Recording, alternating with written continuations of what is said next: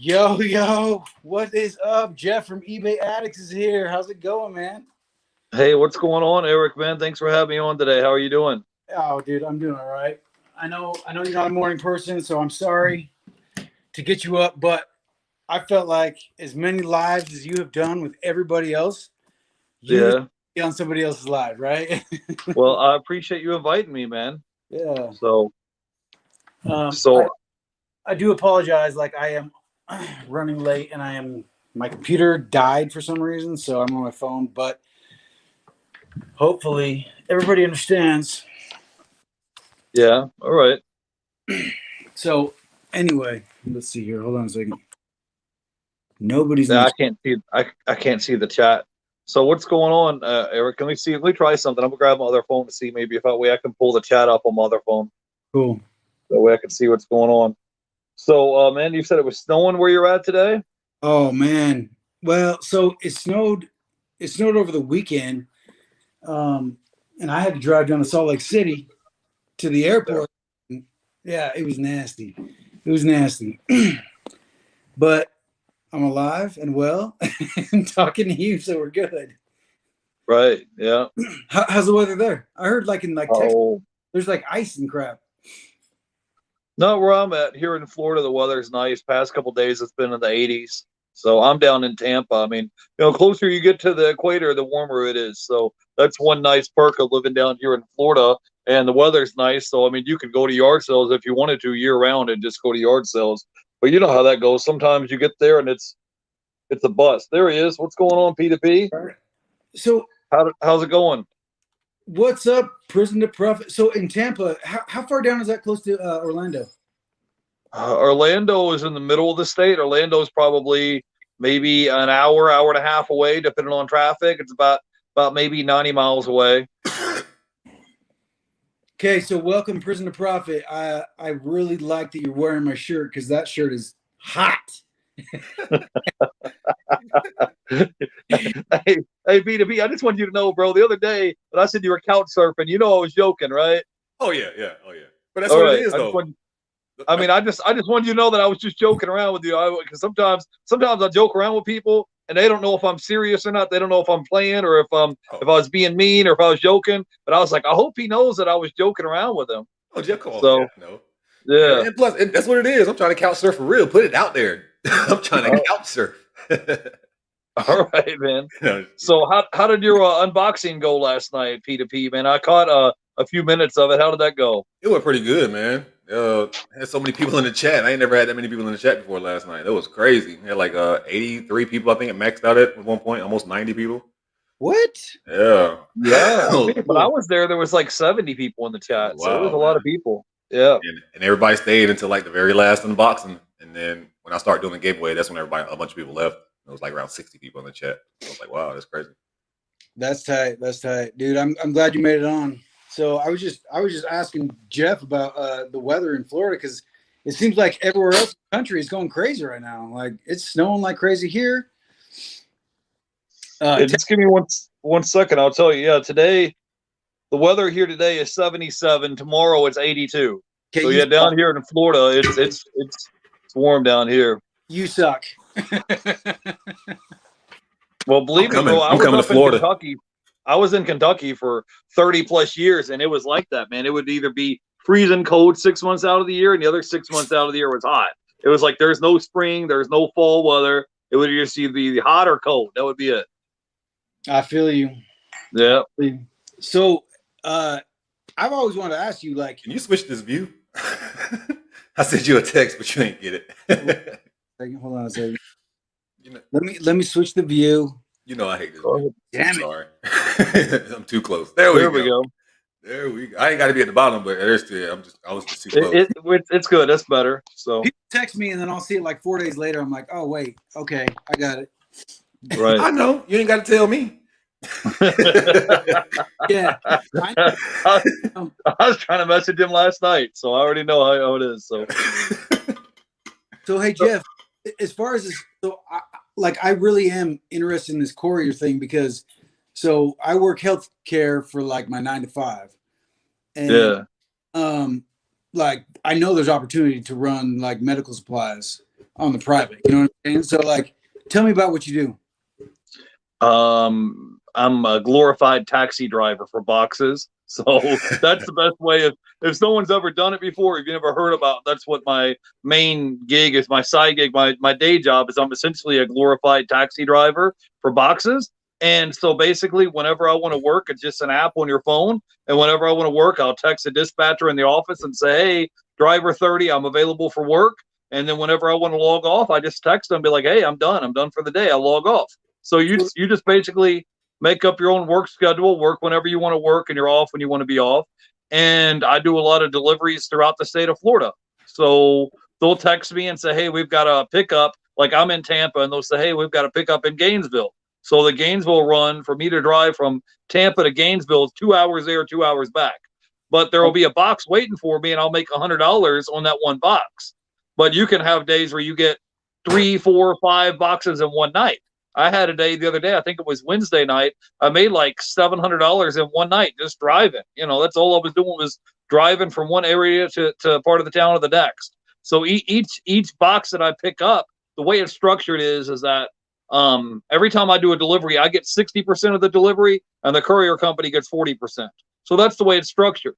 But like for example, they'll call me and say, "Hey, we've got a run from Tampa to Melbourne," which is on the east coast of Florida. That's probably 2.5 hours away, right? You'll get there, that box will pay $165, right?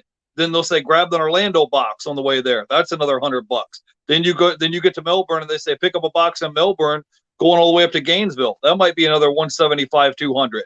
But it's a 3-hour drive to drive from Melbourne all the way to Tampa or all the way to Gainesville. And then when you get to Gainesville, they may have another box waiting for you in Gainesville coming back to Tampa. That may be another $100. But So- then, you know, you're driving, let's say 3 hours from here to the East Coast, from the East Coast of Florida up to Gainesville is 3 hours. And then from Gainesville back to Tampa is 2 hours. So you might be driving 8 hours. Before I welcome everybody to the chat, can you tell me that you're not a Florida Gators fan? No, man, I told you, I'm actually from Kentucky. I just moved to Florida a couple years ago. So I'm not a big Florida Gators fan. Matter of fact, I don't even really watch sports so much, to be honest with you. I'm just, you know, I'm kind of in my own little zone doing my own thing. Cool. So yeah, we got a couple people in the chat. Katie Reed, she was giving me crap last night. She was. Tell Katie Reeds I subscribed to her channel. She should be nice to me. I subscribed to her YouTube channel and everything. I was like, what's going on with that? Yes, make sure everybody subscribes to Katie if you're not subscribed to Katie. Yeah. I got That's what it's about. You got to be able to show support and try to support your friends, and you know, help everybody else out as much as you can. Well, and she says morning boys, and what's better than saying morning boys to a bunch of old guys, right? And I know. Morning all, sugar honey, iced tea. Sugar honey iced tea. Yep, she's there. Hey, Eric, Dontae, and eBay addicts. Little bit. Good morning. Just dropping by to say hello. Can't stay long. That's all good. Don't worry about staying if you don't have to. Eric said he's staying live until he gets 1,000 subscribers today. So straight up, y'all. Yeah, that's good. Yeah, that's gonna be a while, Eric, until he hit 1,000. I need and since I got 6 in the chat, it's gonna take me all day. I mean, it's just, you know, people just start getting up and stirred up and stuff. You gotta give it till about 12ish. We're good. Yeah. Get to pick up. We're good. So okay, and then the other thing I wanted to ask you, Jeff, is how do you balance the courier versus eBay lifestyle shipping out? Like, do you have do you set your shipments out for like 3 days out or 2 days out, or like how do you? I try to ship every day. I mean, like if the stuff that if I sell something on Friday, Saturday, Sunday, sometimes I don't ship out till Monday. So then all the packages that I sold Friday night, Saturday, Sunday, it doesn't have to be shipped out till Monday. So that way you kind of have the weekend to go do your own thing. You don't feel like you're handcuffed to just ship it out. Oh, I got to go pull eBay orders and ship packages every single day. But usually Monday through Thursday, if someone orders an item, I get it shipped out in 24 hours. Most of my items are small items. So I mainly sell a bunch of media items, CDs, DVDs, Blu-rays, video games, VHS tapes, small items. They don't take up a lot of space, and you can find them pretty quickly. I just walk in there and say, okay, this is a DVD, this is the Blu-ray. I have all the Blu-rays up on the top shelf. So I'll just walk in there and grab my item I'm looking for and box it up and ship it out. It's pretty easy. Okay, so It's 11:11. that's what I wanted to ask you was, so the first video I saw of you, you were going to Dollar Tree and snagging DVDs. Yeah. How does that work for you? Like as far as those DVDs, items from Dollar Tree. Usually my goal is when I try to sell something on eBay is I try to get a 20x on my money. So if I go to the pawn shop and I spend 50 cents on a DVD, I want to try to sell it for at least $10 so I can get a 20x on my money. So as when I go to the Dollar Tree, I'll try to spend $1, and at the minimum, let's say Blu-rays, let's say I'll get a Blu-ray for $1. I don't have one on me, but I picked up this Blu-ray and it was called Scream 4 Blu-ray. They had it at the Dollar Tree for $1, and it sells on eBay for $15. So, whenever you sell it, your initial buy cost is $1, and once the item actually sells, you're turning $1 into 15. Of course, Right. You're going to have your eBay fees and PayPal fees and all that, but the eBay customers pay for shipping. So the reason why I like the Dollar Tree is I don't have to drive to 5 different locations. I can walk in and walk out. So let's say if I go buy 100 Blu-rays, okay, and they cost $1 a piece, and I know at a bare minimum I'm going to sell them for $10 a piece on eBay. So that tells me if I walk in and I spend $100 at the Dollar Tree, I'm walking out with $1,000 worth of merchandise. And I wasn't there but 20, 30 minutes waiting in line to check out. So that's kind of what I like to do on my end. And the stuff's brand new in the shrink wrap. I don't have to worry about the item being scratched up or damaged or not working or something like that. And worst case scenario, if the item doesn't sell, I only have $1 tied up in the merchandise. And I could walk right across the street to the pawn shop. They sell Blu-rays for $3, and I could turn around and sell the Blu-ray back to the pawn shop for $1, get my $1 back.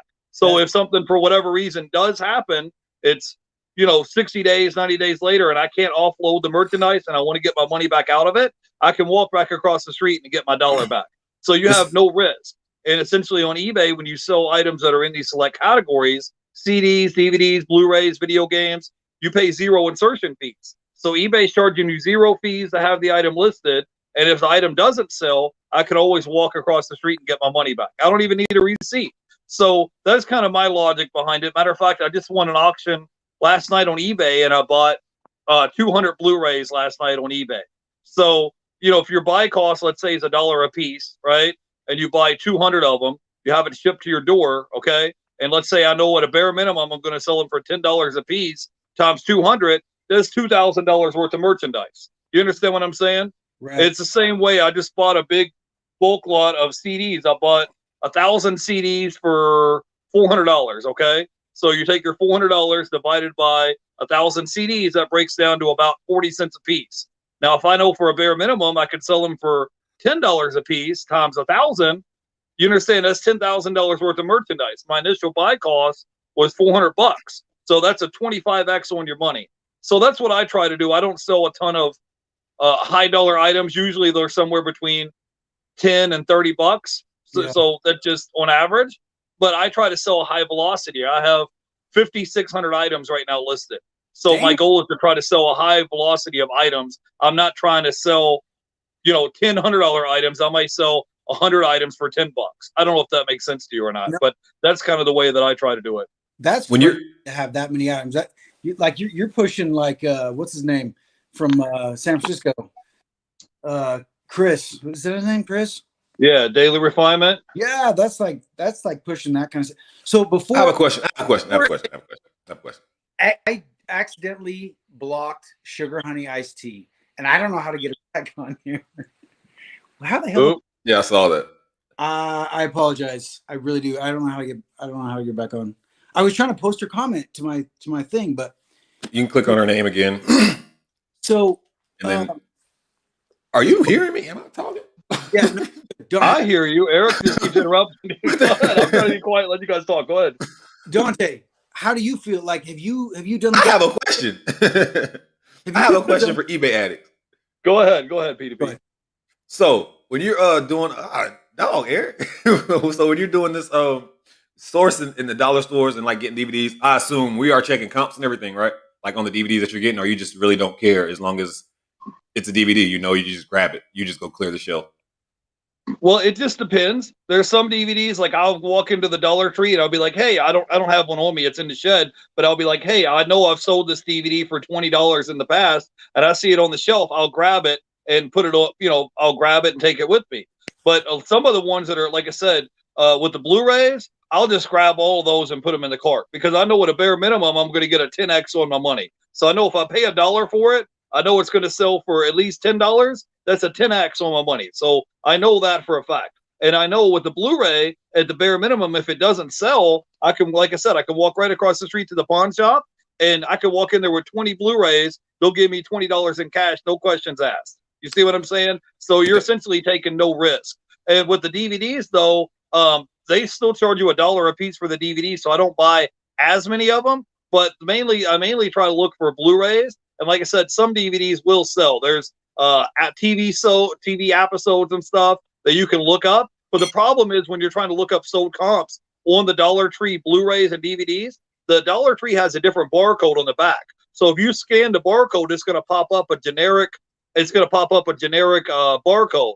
So you'd have to manually type in each one by hand to look them up and see what the sold comps are. But I know in my brain, I know that if I get this Blu-ray, I know it's going to sell somewhere between $10 to $15, $20 when I grab it off the shelf. So like I said, at a bare minimum, if I walk out with 100 Blu-rays and I know I can sell them for at least $10 a piece times 100, I just know I walked out of there with $1,000 worth of merchandise. You see what I'm saying? Yeah, I get that. So in retrospect, we're not checking comps. We're just grabbing items and listing them on eBay. So yeah, from the Dollar Tree, yeah. When it's that cheap, so you can't do that, right? But okay, yeah, of course. If something's 50 cents all day, and I think I'm gonna 10 times my money, I'm gonna grab it. But I'm gonna also check comps. So having 5,600 listings.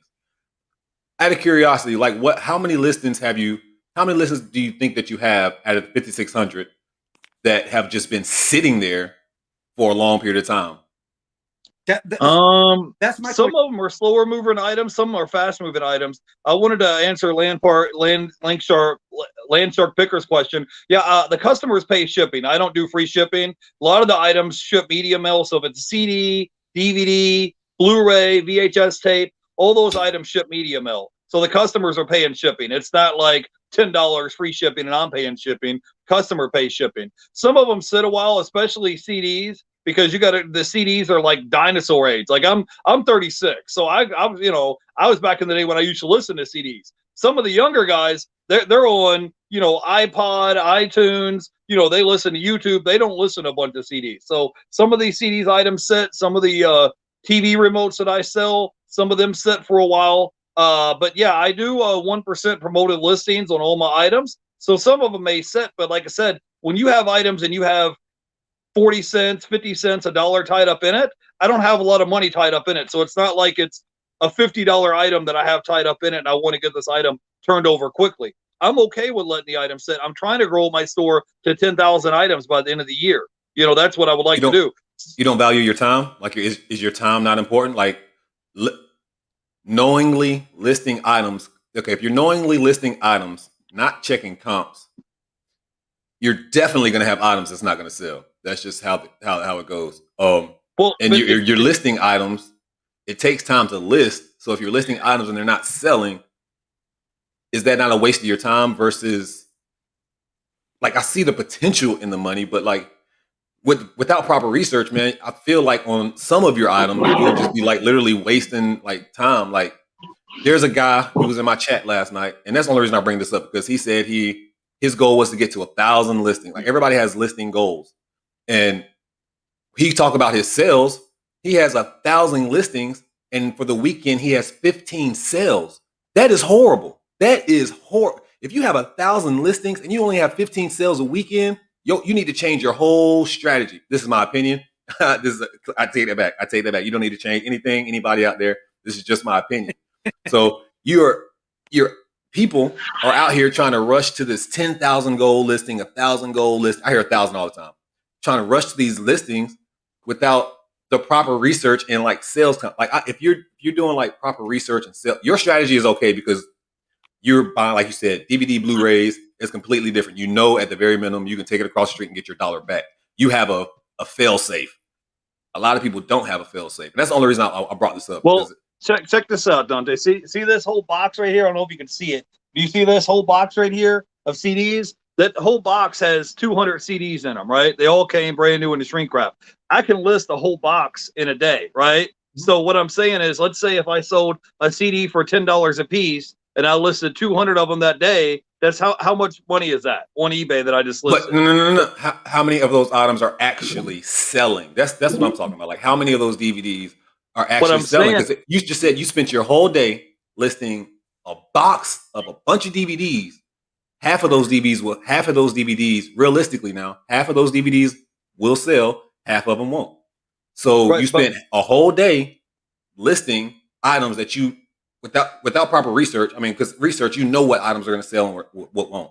So you're taking your chance on like a lot of items that, I don't know, it's just a time thing with me. Again, I'm not saying your strategy is messed up. Please don't take this the wrong way. Please, I feel like you are. No, I'm not. I'm just trying to let me talk. Is that, like, for example, that whole box of CDs, I'm buying them in bulk. So there's no way I can't sit here and scan every individual barcode to see what the sold comp is before I buy them. You're buying, like, I'm buying, 1,000 items in bulk shipped to my door. So I don't know what's in the box. It's kind of a grab bag. My whole idea was I wanted to get them new with the shrink wrap.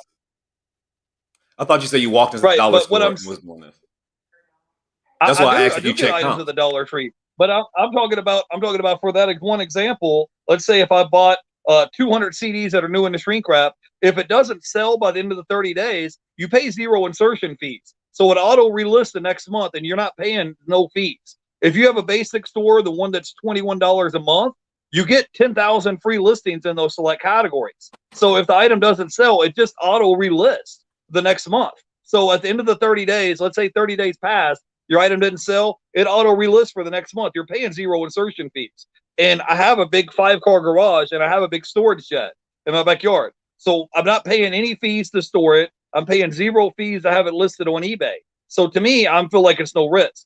My biggest thing is if you're buying an item, let's say hypothetically for 40 cents, and it sells for $10, that's a 25x on your money. So like I said, I could spend $400 on merchandise and turn $400 into $10,000 worth of merchandise. Is it all going to sell overnight? No, but it's almost the same as someone that buys a big pallet or someone that buys a storage locker, right? Let's say someone buys a big pallet of Amazon returns. Someone buys a big storage locker, let's say. They don't even know what's in the storage locker.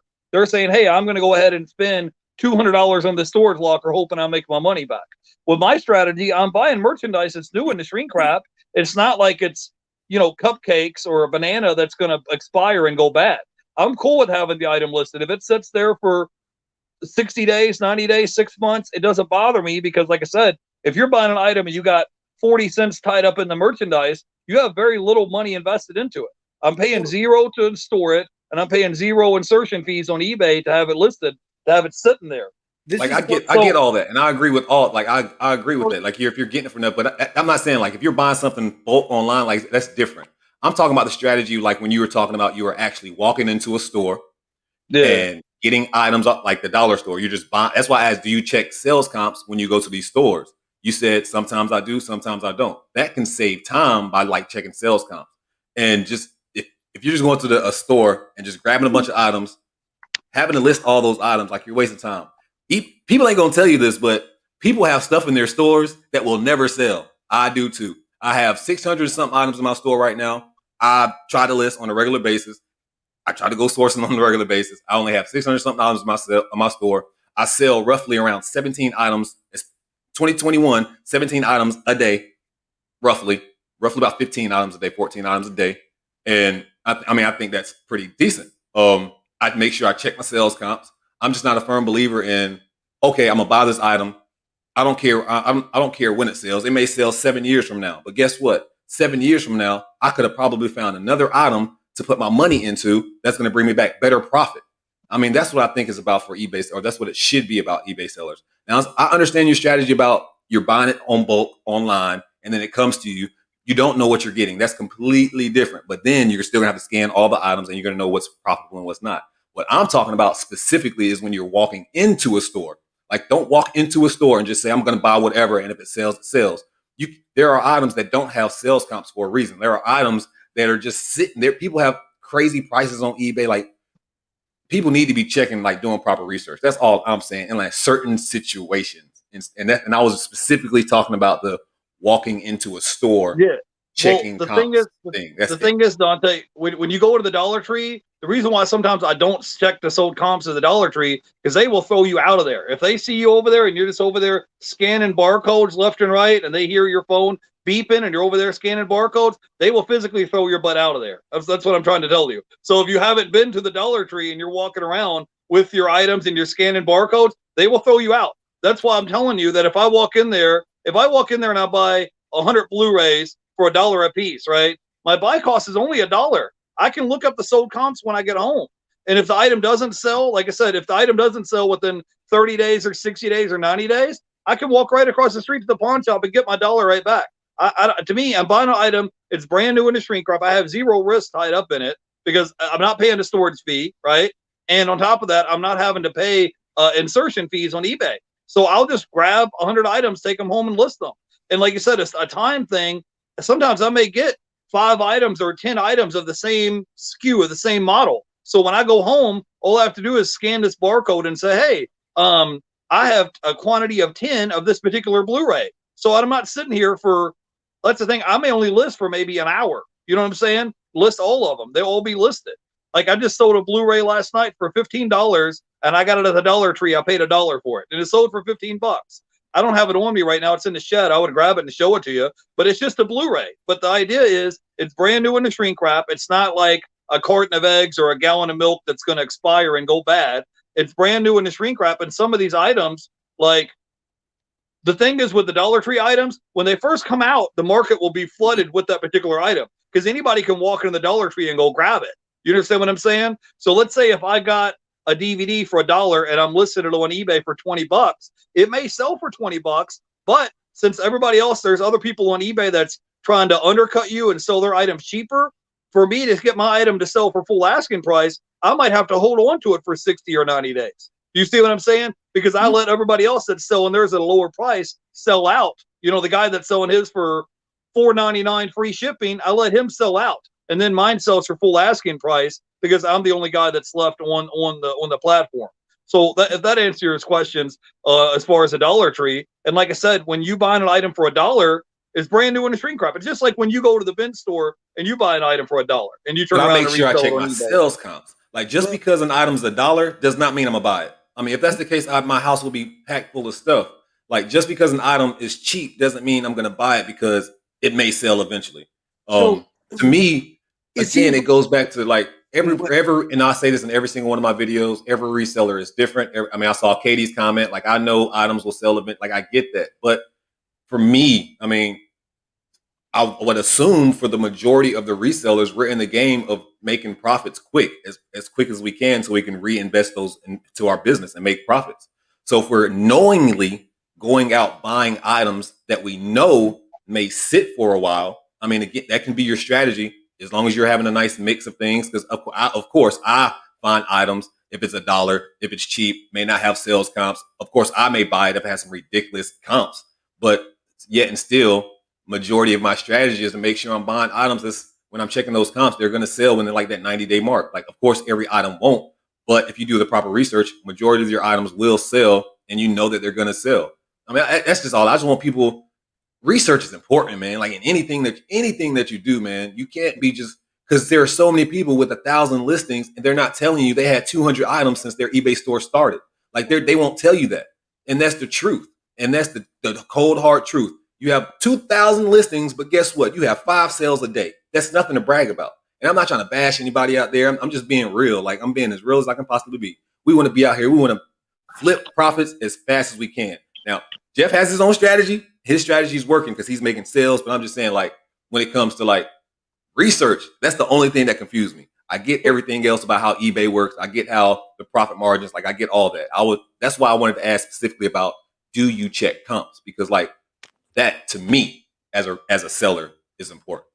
So I'm done with the conversation, to be honest. For me, really, like the Dollar Tree and the bins is kind of the same thing, and I don't really shop at either of them. I feel like they're all going to be cheap items that you don't have a lot invested in, and you don't know right away if they're going to sell. Because like, so when I have been to the Dollar Tree and I have like scanned things, it brings up a generic barcode that shows you a million different items, right? See, and then that goes another thing, but that's another thing as a seller. Like he said, it brings up a generic barcode. Then you're gonna have to take your time and sit there and like write stuff out. Guess what? As a as a seller, you're gonna have to do that.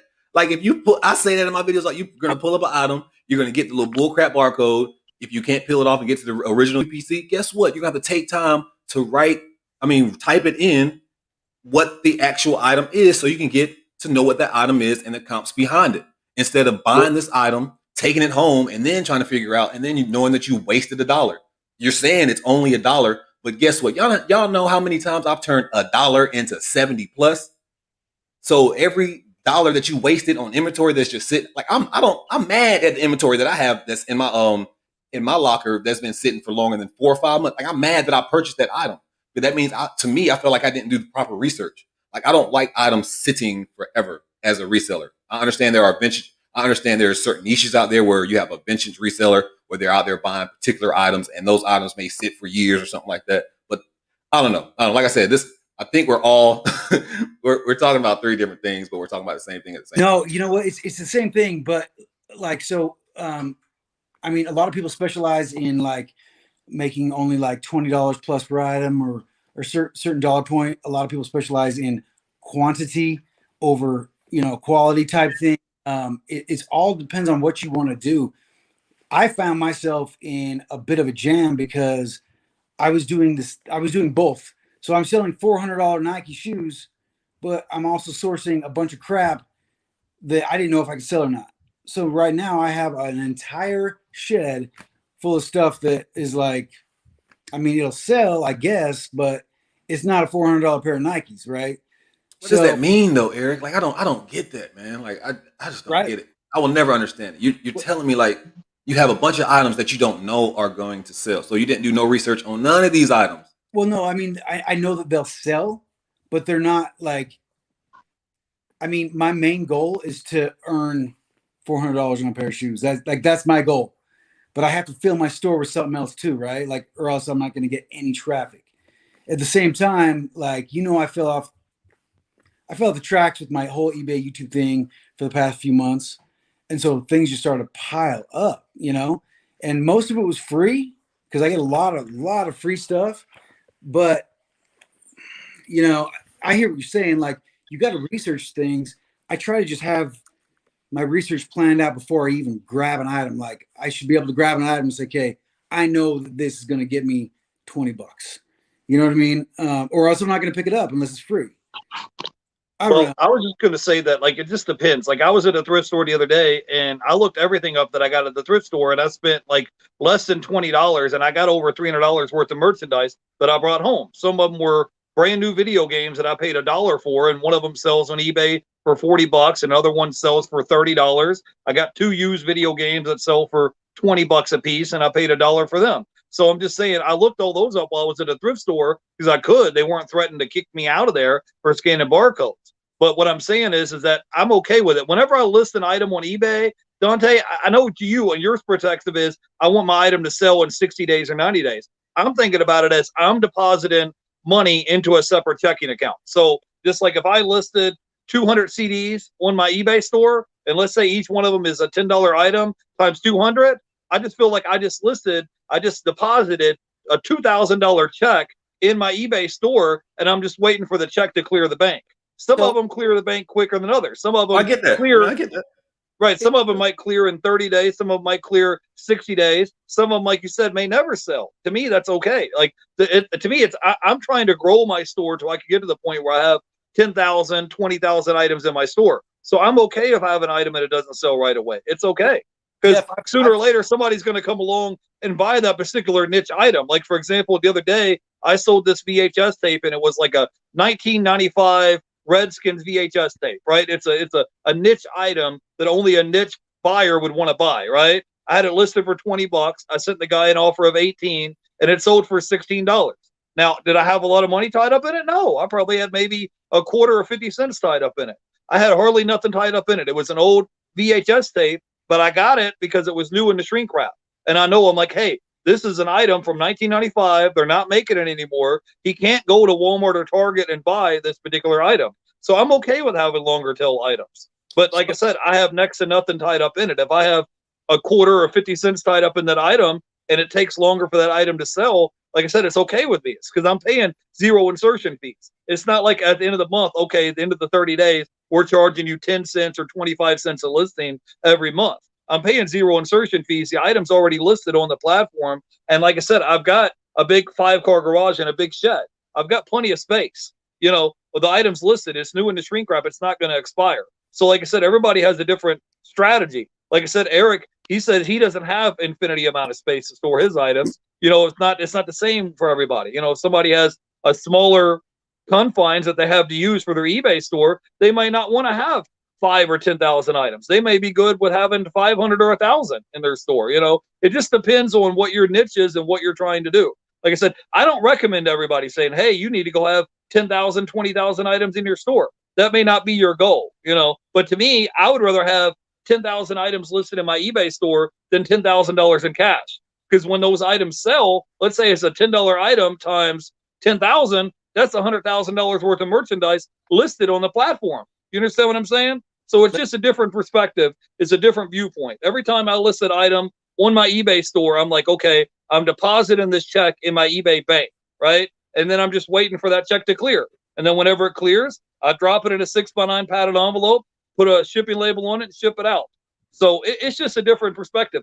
I'm not knocking anybody if they're making money and you guys have 500 or 1,000 items in your eBay store and you're killing it and you're making sales. That's great. I'm not knocking that. I don't see there's no problem with that. Let me invite a couple of people here. Katie Reeds, I don't know if I said hello.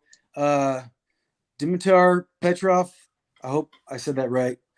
Landshark Picker, thank you for coming. Char F, Little Vintage Me, you're always a good friend. Regina, you're awesome.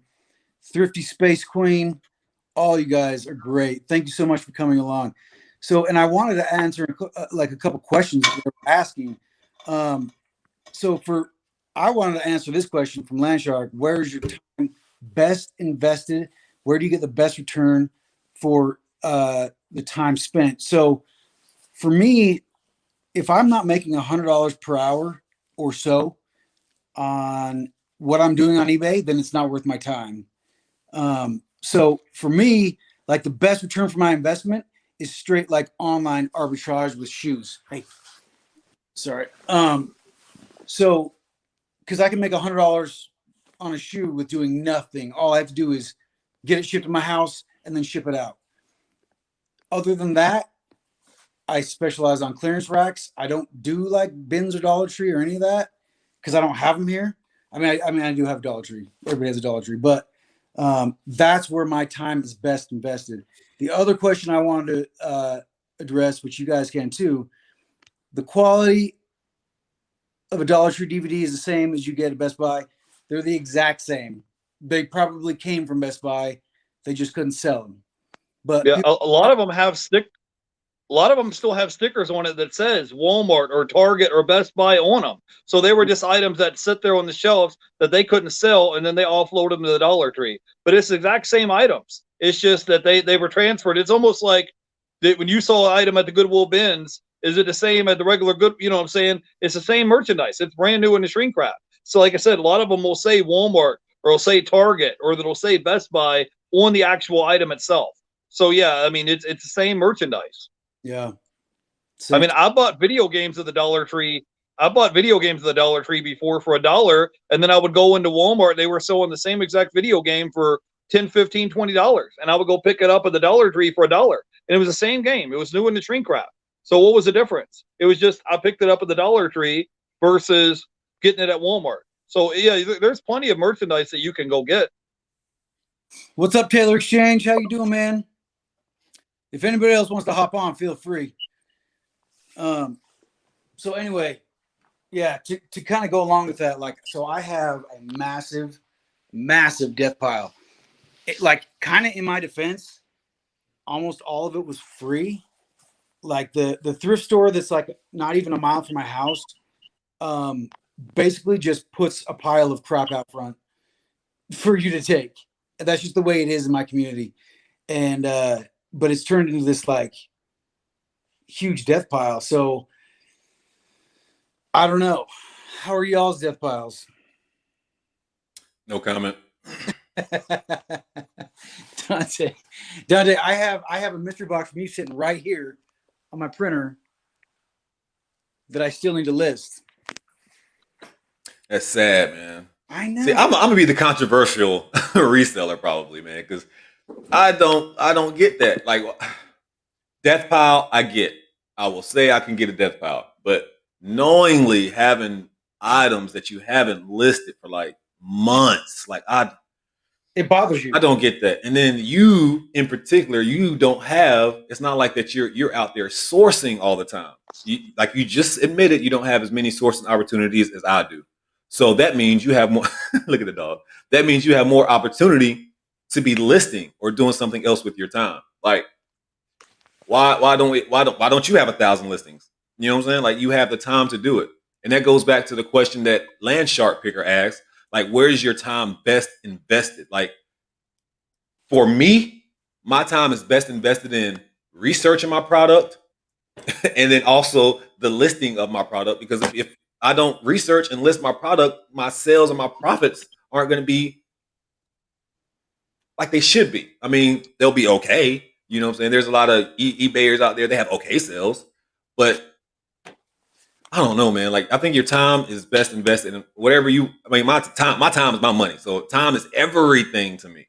So if I have to list an item, guess what? I want to make sure that item is worth money. And this is coming from a guy who goes to fill a bag days. I'm putting a bunch of stuff in bags and literally same scenario as you. Pennies on the dollar. I have everything in the bag. But what people don't see on like my fill a bag days, I only pull out the items that has good sales comps.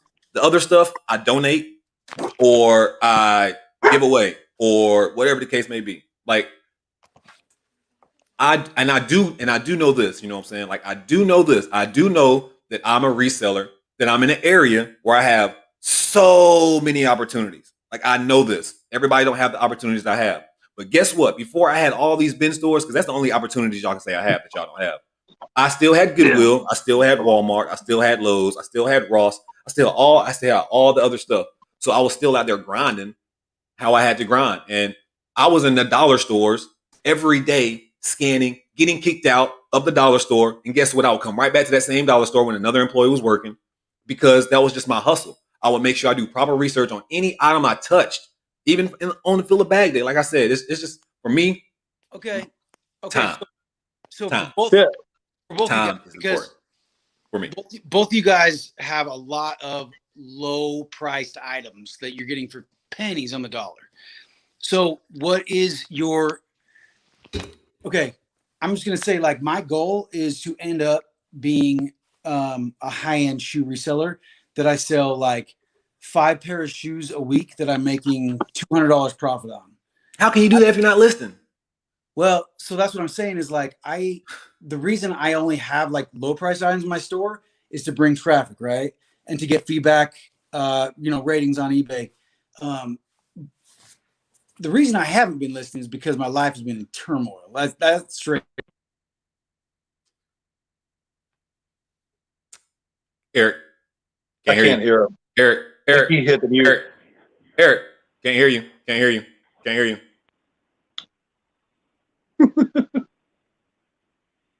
Can't hear you.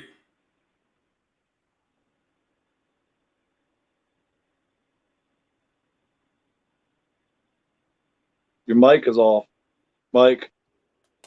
We're trying to tell him. No, we don't know what you mean. We can't hear you. Check your phone. We can't hear you.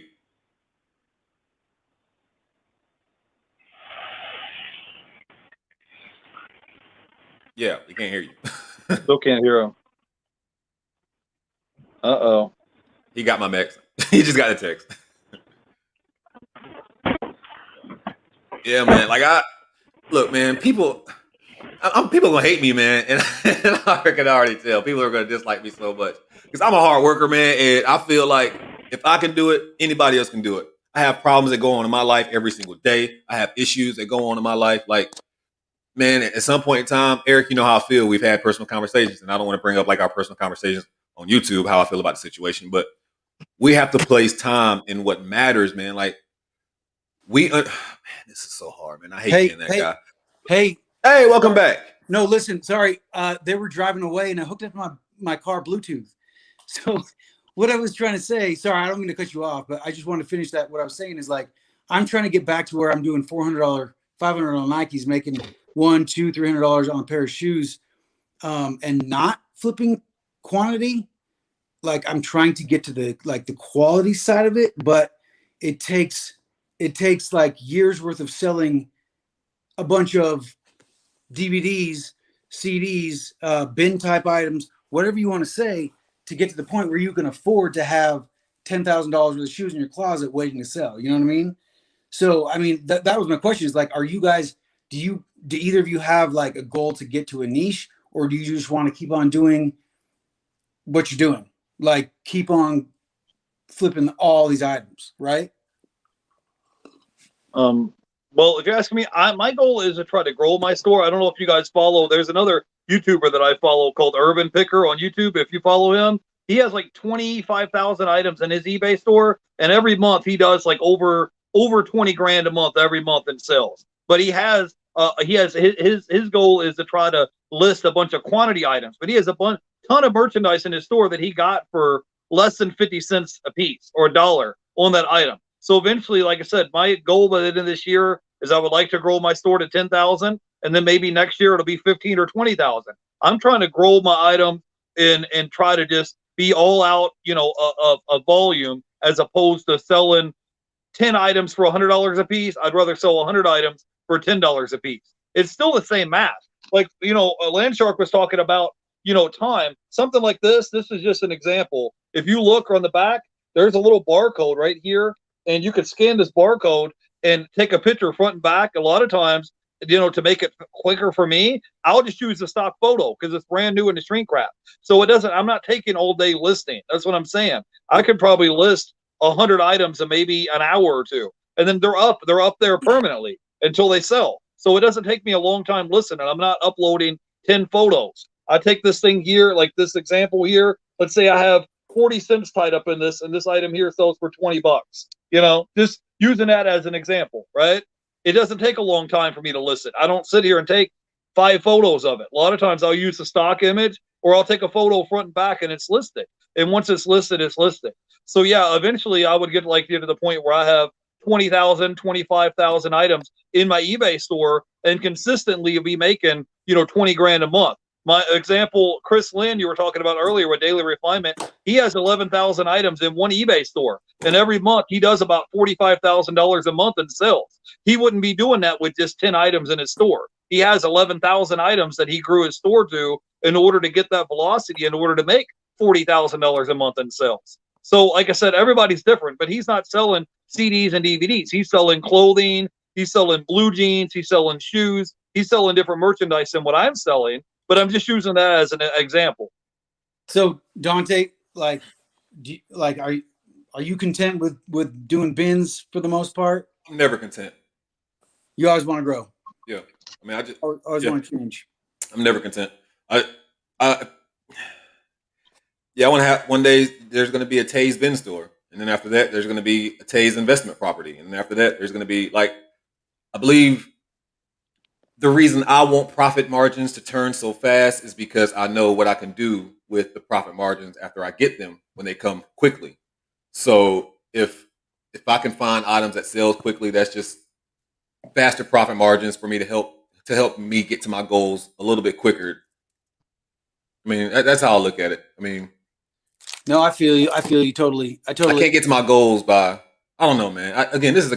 Everybody's different, man, and I know that, and I preach that all the time. Everybody's different, so I just want to be able to continue doing what I'm doing, trying to find the best items I can, turn them into profits, to be able to continue getting out of debt, to continue to be able to build on my savings, to be able to use my savings, to be able to invest in stocks, to be able to continue investing in those stocks, to be able to continue building my savings, to be able to continue to do that, to take this little piece of land I have over here, cut down all these trees, put me some rental property over here.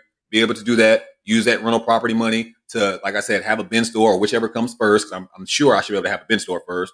I want to grow slowly. Like that's what I've been getting. I used to get pallets last year. I was getting pallets so I can get a truckload. Eventually, that's the goal. I want to be able to get truckloads, and then once I'm getting truckloads, I'm gonna be able to actually hire employees. Like that's how I see scaling. So I just want to scale, man, in every avenue I can. I want to scale on YouTube. I want to scale in my business. I want to scale in my personal life. I want to scale in my mental growth. I want to scale in anything that I can learn. I just want to scale as a whole, man. Like I want to get better in everything I do. So welcome to Mary Caswell. Thank you so much for coming, Shar, Aaron Kluge, Miss Taffy. Thank you, Aaron. That's my dog. Appreciate you coming in, Aaron. I'm gonna get kicked out here in a minute. I don't know. Hey, hey, Dontae, I wanted to ask you a question real quick, Dontae. I don't mean to interrupt you, but how is your second YouTube channel going, man? I don't post videos. I posted that I went live the other day, but that was on like all 3 channels, so that really doesn't count. I haven't posted one video on there yet because I feel like it goes back to that whole me wanting to scale. When I do post on that channel, I want it to be like different, special, or and I just haven't had that different, special video for me just to have a video to pop up on that channel yet. So I'm very picky. I bought into your subscription. Did you see that? Yes, I did. I said thank you last night. I saw it. That's tight. So, okay, for 1 second, I have this mystery box from Dontae. It was $100 mystery box, I think, right, Dontae? $100. No, you didn't pay me nothing for it. I don't think you didn't pay me for that mystery box. That was It was a donation from you. Oh yeah, okay, yeah. This was supposed to go towards the cause of the animal shelter, but that has now changed to the bricks in Dominican Republic, if anybody has seen. So, real quick, I'm thinking of a number between 1 and 100, and whoever can tell me what number I'm thinking of, you get 5 items out of this box. The 5 best items, except for this. You cannot have that. I'm sorry. I specifically put that in a box because you're a Jazz fan. I know, you asshole. I swear, I was like, "Oh, I'm putting this in a box." I swear to God. Why do I like it so much? So everybody go 1 between 100. You can have 5 items out of this box, free shipping, no questions asked. I won't even. So, guys, sometimes when I want to clear this up too. Sometimes when I talk, it's passion, man. So please, nobody take it as attitude or take it as anything other than what it is. Because I know sometimes people have conversations with me, and I just feel passionate about whatever I'm speaking. So it could come across like the wrong way sometimes. And if it has, I apologize. I promise you, it's passion. I'm not knocking anybody's strategies. I'm not knocking. We're just having a conversation. Hopefully, y'all can come across that. And I just feel my strategy is the best. So that's why I'm passionate about it. Everybody believes their strategy is the best. And if you're in the reselling game and you don't think your strategy is the best, then I don't know what you're doing. No, dude. You know what, Dontae? Guess what? Like, we all have our opinions, and that's the good thing about it, is that they're our opinions. You know what I mean? Like, and we can share that as much as we want. So, I'm gonna go ahead and say that Shar won because I was thinking of 70. There you go, Shar. So hit me up on Instagram with your however you want me to contact you, and I will ship you at least 5 items out of this box.